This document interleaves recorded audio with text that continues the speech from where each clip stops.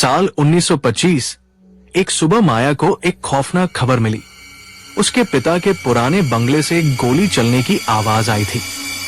माया और उसका पति विक्रम, जो उस वक्त दूसरे शहर में थे, तुरंत वहां के लिए रवाना हो गए।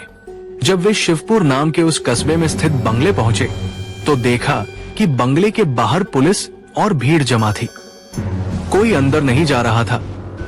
पुलिस ने उन्हें रोका और कहा कि ये कोई आम केस नहीं है। बंगले में एक आत्मा को आजाद कर दिया गया है।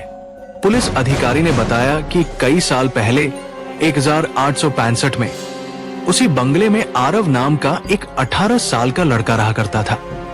वो एक लड़की से बेइंतहा प्यार करता था, लेकिन जब लड़की ने उसका प्यार ठुकरा दिया तो उसने खुद को गोली मार ली। तभी से उसकी आत्मा बंगले में भटकने लगी। रहस्यमयी मौतें होती रहीं।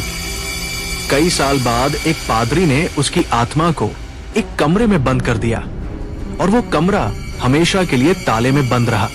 लेकिन माया के पिता, जो उस बंगले के नए मालिक बने थे, इन बातों को अंधविश्वास मानते थे। उन्होंने उस बंद कमरे को खुलवा दिया और उसी शाम उनके घर से गोली चलने की आवाज आई। माया और विक्रम पुलिस की चेतावनी को नजरअंदाज करते हुए बंगले के अंदर घुस गए। पिता के कमरे में पहुंचते ही माया फूट फूट कर रो पड़ी। जमीन पर उसके पिता की लाश पड़ी थी। सिर में गोली का घाव था। लेकिन सबसे डरावनी बात यह थी कि विक्रम अचानक गायब हो गया। वो उसे ढूंढ ही रही थी कि एक और गोली चलने की आवाज आई। दौड़ती हुई जब वो पीछे के कमरे में पहुंची तो वहां विक्रम की लाश पड़ी थी, ठीक वैसे ही मरी हुई जैसे उसके पिता। और फिर माया के कंधे पर किसी ने हाथ रखा। उसने डरते डरते पीछे देखा तो वहां एक अजनबी लड़का खड़ा था, जिसकी आंखों में गुस्सा और माथे पर गोली का ताजा निशान था।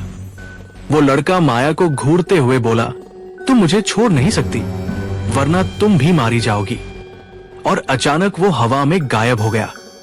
उस दिन के बाद से माया बिल्कुल बदल गई, शांत, खोई हुई, यहां तक कि अपने पति और पिता के अंतिम संस्कार में भी एक शब्द नहीं बोली। लेकिन कोई नहीं जानता था कि माया हर वक्त उस आत्मा को देख रही थी। वो आत्मा जो अब उसका पीछा कर रही थी। वो आत्मा माया के शरीर को जकड़ लेता, उसे घायल करता और प्यार का दिखावा करते हुए धमकाता, अगर तुमने भी मुझे ठुकराया तो तुम भी मारी जाओगी।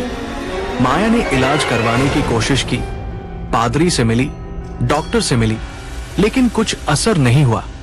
फिर एक रात बंगले के पास रहने वालों ने देखा माया पागलों की तरह दौड़ती हुई आई और ताला तोड़कर बंगले के अंदर चली गई। कुछ ही पलों में अंदर से एक और गोली की आवाज आई। पुलिस जब अंदर पहुंची तो वहां माया की लाश पड़ी थी, सिर में गोली का वही पुराना निशान और पास में वही बंदूक। इस घटना के बाद शिवपुर का वो बंगला हमेशा के लिए बंद कर दिया गया। कोई वहां जाता नहीं। कहते हैं आज भी रात को वहां कोई लड़की के रोने और एक लड़के की हंसी की आवाज सुनाई देती है।